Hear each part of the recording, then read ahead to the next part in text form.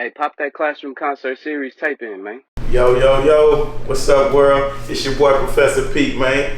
Here with StayDown Productions' very own Mook, man. My boy at SDP Mook, man. StayDown Productions, man. It's a pleasure having you here. We with my boy A1 Hollywood. And today we here for the open house. So what we did today, we wanted to bring the curators and the content creators together to have a discussion on just open topics and why we do this. So we're gonna get straight into it. Yeah, man. My boy Mook, like I say, from StayDown Productions, man. Appreciate you for being here again, man. I've been rocking with y'all for a minute back since the StayDown Production. Okay. Them days back then, bro, with y'all, I always respected what y'all was doing for the city and how y'all moved. And just, I feel like it was something that we needed in the city or urban media platform, dealing with our hip hop, man. Just with that, like, how did y'all actually start StayDown Productions? You know, first I'm gonna thank y'all for actually having me on here, and I feel like y'all platform is needed for the city as well. But as far as StayDown Productions, right? I was in college. I really have like a couple of reasons of why. I'm just give y'all all of them. I was in college, right? And there's like I was just thinking like, man, I need to do something. I'm going to school. I'm not taking it serious, but I'm passing. Like because I started off. I went to like 3 different schools. Right. It was shaky at first, but I was passing or whatever. And I'm like, nah, this really not doing. I gotta figure out something else. And so I used to, on my personal page, I used to shout people out a lot. Mm-hmm. And it was this one girl, like she did hair. I shot her out on Instagram. She showed me she got like 100 followers. So I'm like, all right. It was this another woman. She made food, like she was a personal caterer or whatever. I shot her out. She showed me she got like 75 followers. Mm-hmm. So I'm like, this is just my personal page. I gotta figure out like if I'm getting them followers and potential customers, making them money, I gotta figure out how to get paid from it myself. So I was like, boom. I was just walking. I was going to Lamar University. Yeah.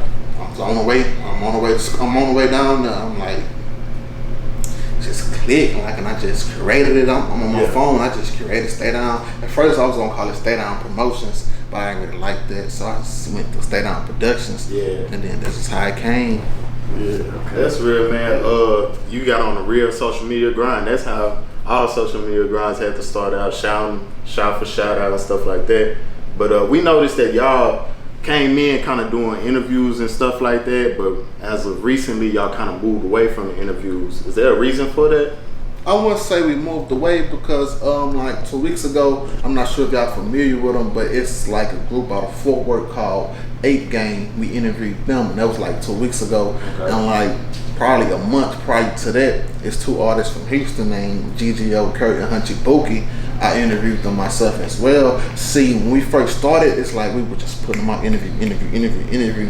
See, we had a team of people, like we had like, okay, this y'all do interviews, you do this, you do this, you do that. Mm-hmm. Then kind of the team kind of is no longer there anymore. That's no reason or excuse why we're not doing them, because if it's no reason why we shouldn't be doing them. Like if somebody fall off, somebody else should pick up the slack.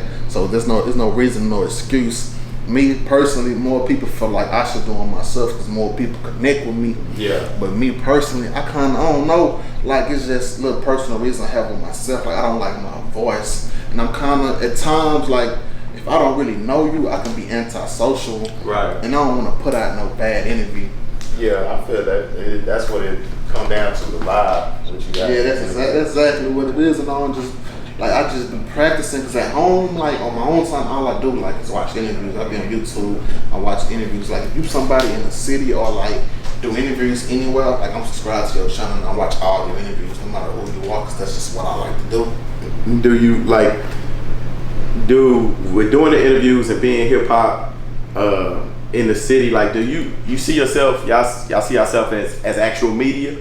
Like looking at ABC 13 or whoever and like to have StayDown Production, you know what I'm saying? I would say like urban media. Okay. Like more so not, cause as far as like ABC 13, I feel like we cover like way different stuff than they do. Like sometimes we might post the same thing sometimes, but as far as the most part, I feel like we different from ABC 13 and stuff like that. And they kind of got restrictions. I mean, just being public y'all can post whatever y'all want, whether it be some explicit to a certain extent.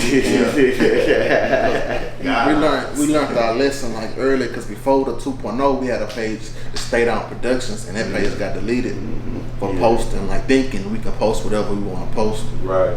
People reporting y'all in.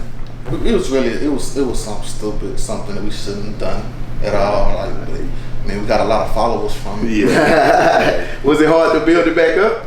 Like, to get your followers back up? Actually, it really wasn't, because, like, at that time, it was the beginning stage. We probably had like 6,000 followers. Okay. And really, before that post, we had like 4,000, because that in particular post got us like 1,000 followers in less than an hour. Yeah. Dang. That's So loud. like, and after that, I'll say like the next day, like so on, like we got back to 6K within like the following week. Okay. People was looking for y'all. Yeah, more people was like, "Dang, what happened to the page? What happened to the page?" You know, we build relationships with certain people. They'll shout you out and stuff like that. So it didn't take long to get back where we was at. I wish that we could have the name back, StayDown Productions, without the 2.0. But man, looking at y'all, ask you about the media. Like how you see yourself do y'all see yourselves as media? But like, and I wanted to say, like, I think y'all not ABC, but y'all are needed just like ABC and CBS, because I feel like y'all bringing it from our perspective. We get to see the things that we want to see, that y'all going and finding the content that we're looking for. You know what I'm saying? I think that's the same thing ABC them do.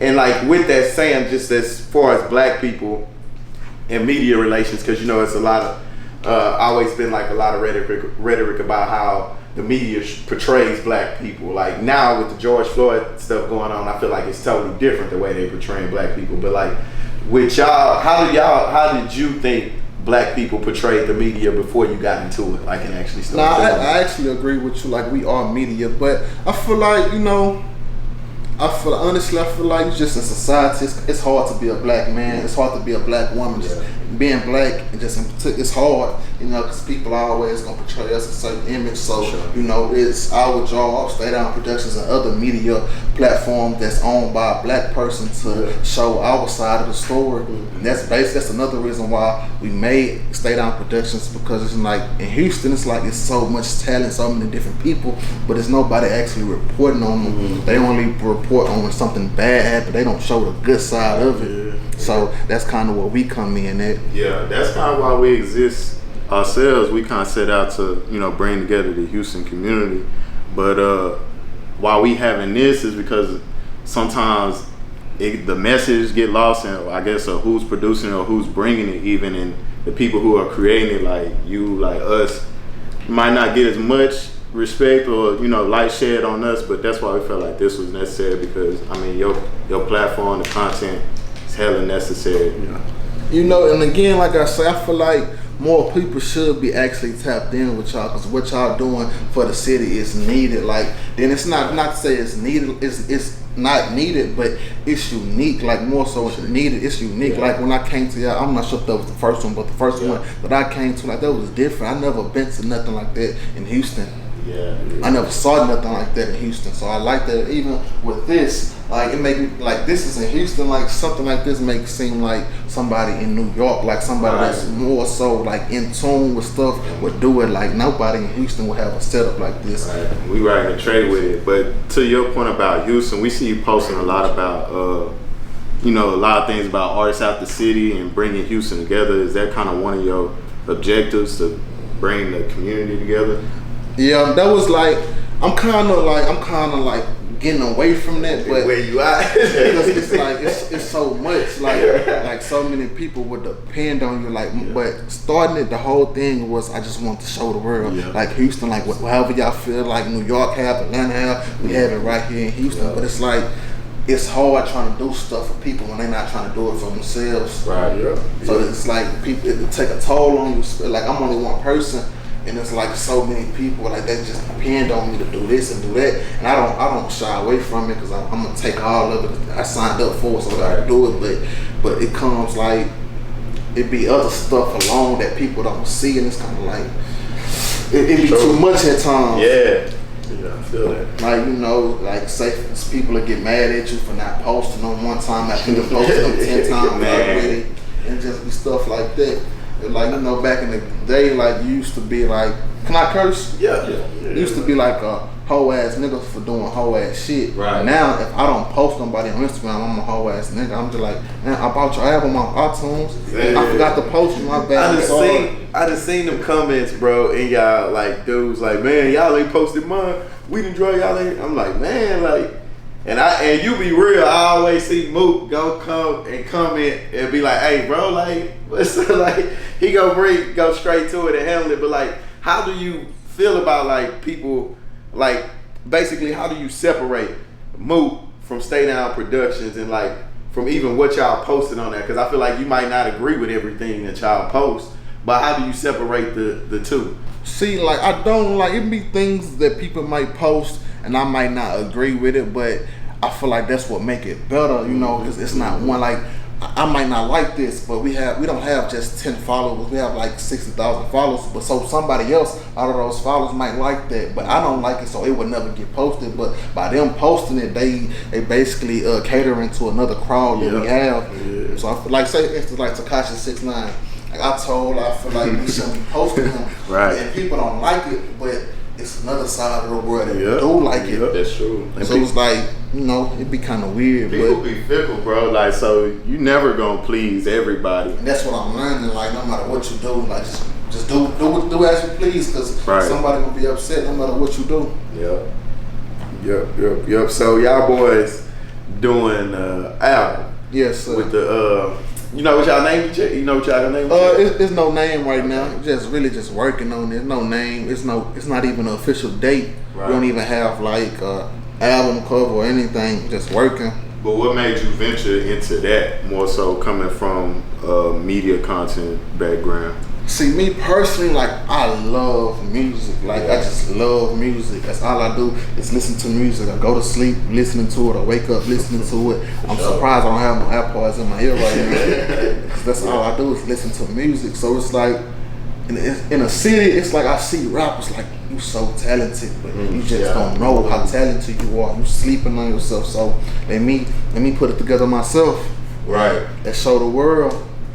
Sometimes that's all the artists need, just that avenue or little spotlight. I mean, I think us personally, we've been able to see a lot of artists we put on the show grow and have better things happen to them after that. And we're not saying we the direct factor in that. They've obviously worked hard, done the things they need to be where they at, but just being able to help or be a part of that process sometimes is enough.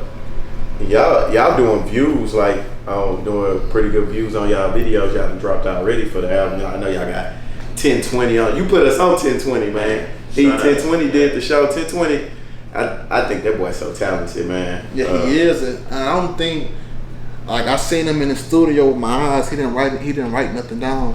And then he came back and did it on another occasion. Didn't write anything down. So in the studio, rapped off his head. Yeah. It's like, I feel like that's unique. And it's something you just said. You was like, you wouldn't take credit. I feel like you should take credit. Like, if you bring somebody on your show and they leave your show and people start to take credit, that you didn't make nobody, but you helped them. Yeah. So I feel like you should take credit. That's the credit that you deserve. Yeah, that's true. You know, the artists, they be very, very sus about letting whoever take credit for what they do. So I always try to, toe the line, be respectful always. Nobody did it on their own. Everybody needed somebody. Everybody, no matter who they are, you needed somebody. So, but that's how people are though. People are like, oh, I did it on my own.